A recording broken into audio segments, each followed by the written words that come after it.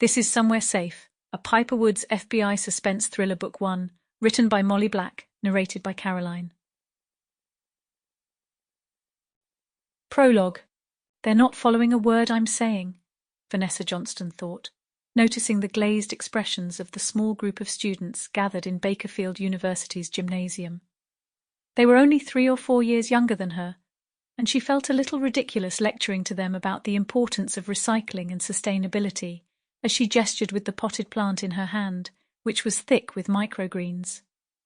To her left, one of the ecology professors, Alicia Donners, nodded at every point, smiling throughout, as if by doing so she could convince the students, most of whom were taking this elective for the credits, rather than out of a genuine interest in the subject, that they weren't bored out of their gourds. Still, this was the task her father, Elmer Johnston, had given her, touring the winter-locked state of North Dakota and speaking at various campuses, simultaneously rallying support for the so-called Green Rights Bill and putting the Johnston family square in the public eye where her father wanted it.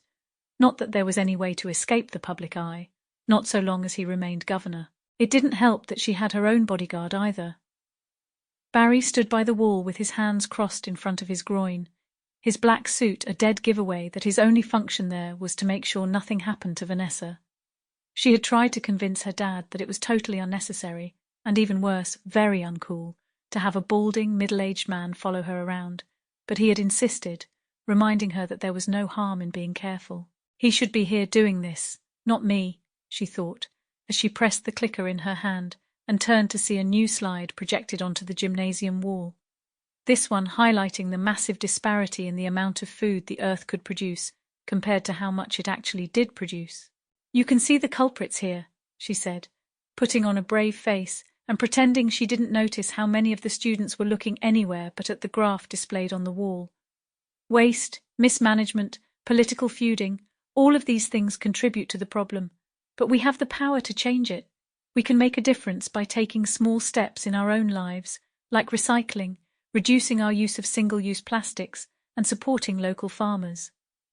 As she finished speaking, Vanessa couldn't help but feel a sense of defeat.